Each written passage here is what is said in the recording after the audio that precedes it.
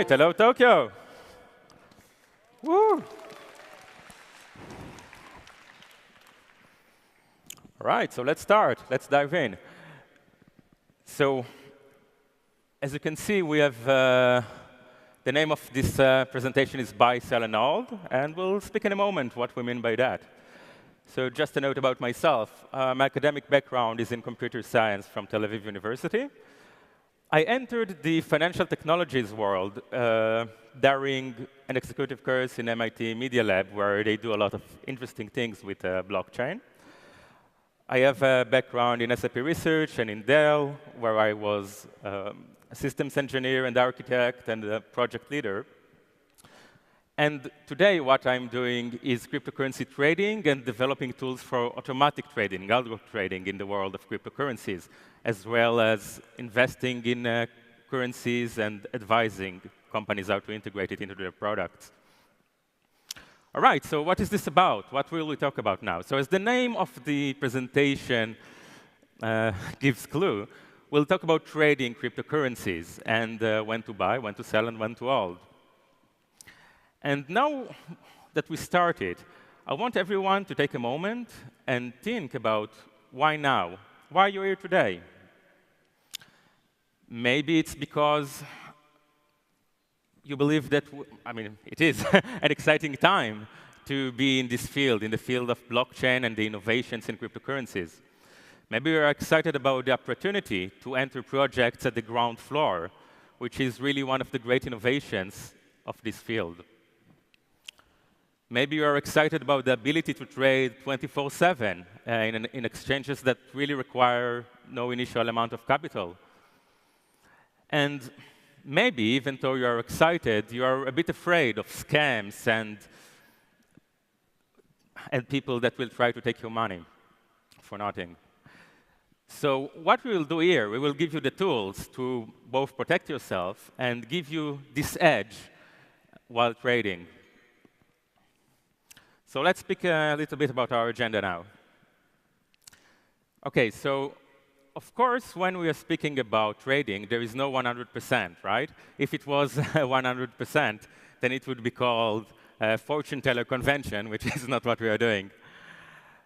Now, when we speak about modern approaches to analyzing trading, we speak about fundamental analysis, which is things like the team, the use case, the business value of the idea, things like that. There is also the topic of technical analysis, which we will not touch today, but I just want to mention it. It's basically the statistical analysis of price movements, and through that, trying to analyze if things will go up or down. And at the end, we'll speak about practicalities, things that I wish I knew when I started, hopefully to give you a bit of an edge when you start. All right. So basically, every expert that you would ask, when you ask them what's the most important thing to look at in a project, it's fundamentals, fundamentals, and fundamentals. So what do we mean by that? So one of the great innovations of trading currencies and the ability to every project to issue its own coin is the ability to give everyone, not just some investor on Wall Street or someone from that area of life, to invest in projects that they believe in, to put money in projects that they believe in, and to help them really entering the ground floor. But it also puts a lot of people in a new position, a new hat that they need to wear, because unless your work is being a VC or an investor, then you are not used to evaluate projects and startups and so on. So that's really what we'll discuss about, how to know that a project is a good one. Now, this, of course, again, not 100%, but there are some guidelines that we can use to maximize our chances of success. So we could categorize the areas that we will look at into three. One is the team, the founding team of the project. Another one is the idea of the project. What value does it bring to the table? And another one is the execution and implementation until now. Now, we are speaking about projects that are at the very start, but it's still interesting to look at what have they done so far. All right, so let's discuss a bit about the team. And this is the most important, because no matter what are the difficulties that the project will face, and it will face, of course, obstacles, no matter what are the regulation changes, all of those, not matter how much the market will change, a good team, a cohesive team, one that you trust in, will be able to circumvent all the obstacles and continue forward. So, of course, when you first look at a founding group, you would like to see that they have complementary skills. You would want to see that people there are both have experience in marketing and both on the technical side. It also shows that they took care to make a good founding team and find people with complementary skills. Another one is that you can see that they thought a lot about the problem. For example, maybe they had a startup in the past that dealt in this exact same problem, but before the age of blockchain.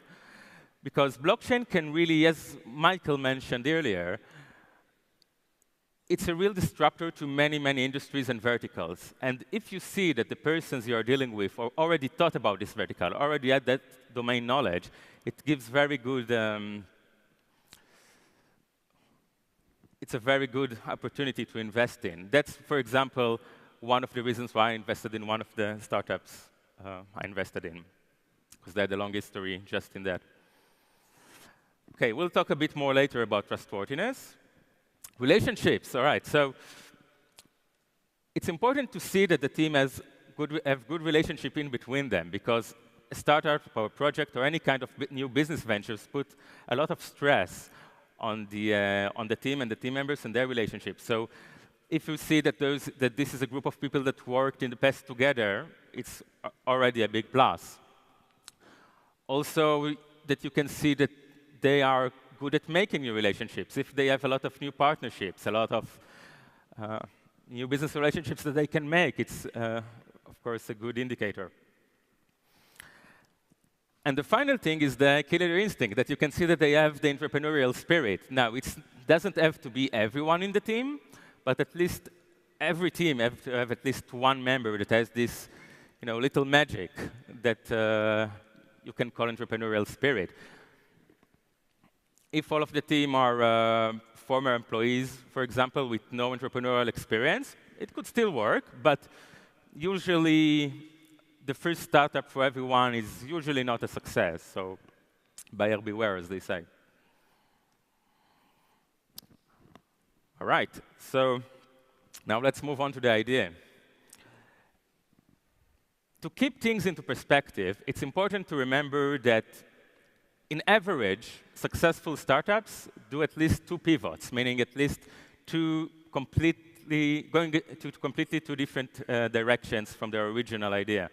And that's good, because usually when you face the customers, then you find out that you need to tweak your idea or to do something else, or the market is changing. And that's OK. So that's the perspective. Now, it's still important to see that there is a cohesive idea in the beginning, because this shows that the people aren't there just for the money. It's something that they truly believe in and a direction that they really want to take. And that's really the key thing about trustworthiness.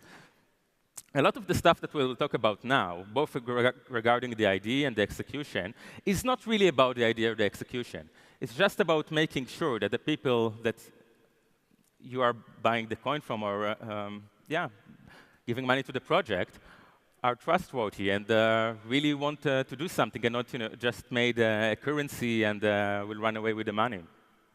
So really, it's a lot about that.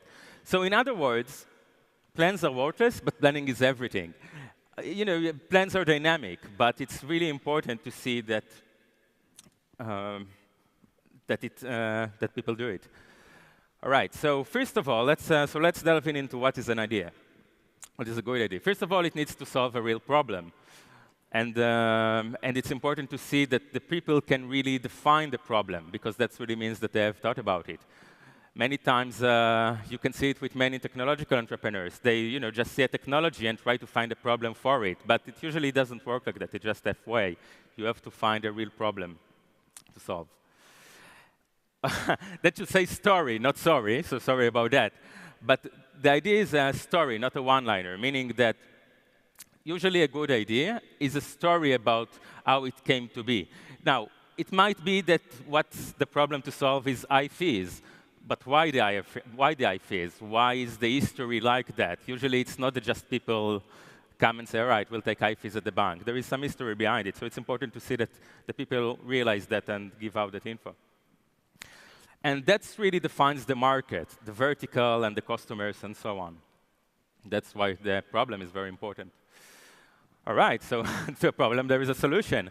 So first of all, it might sound obvious, but it needs to satisfy the problem and not declaring one problem and having a solution to something else.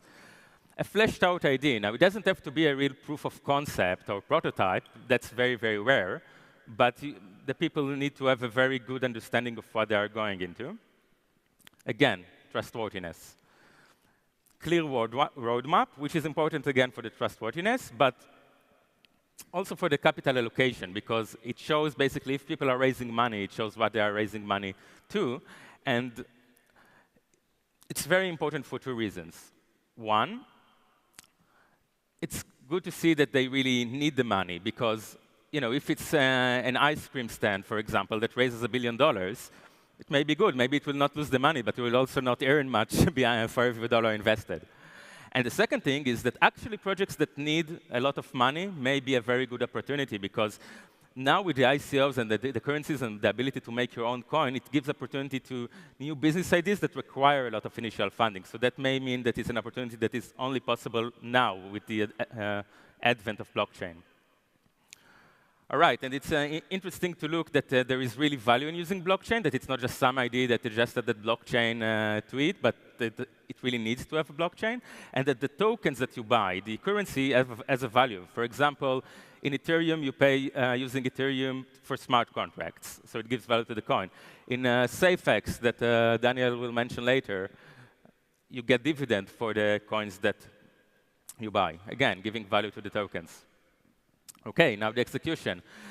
So again, it's less about the plans themselves, but more about just seeing that it's done, the planning. So if there is a business type analysis, it's great. Business plan type, like competitive analysis, cost to acquire customers, monetization, LTVs, long time value of customer. But never mind now the details, just to see that all of those things are there.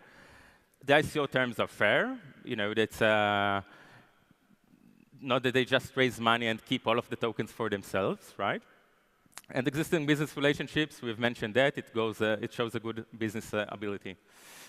So Michael mentioned network effects, and that's a really important thing in this space. So a network effect of a system is basically the idea that a system is much more valuable the more people are connected to it, like Facebook and so on.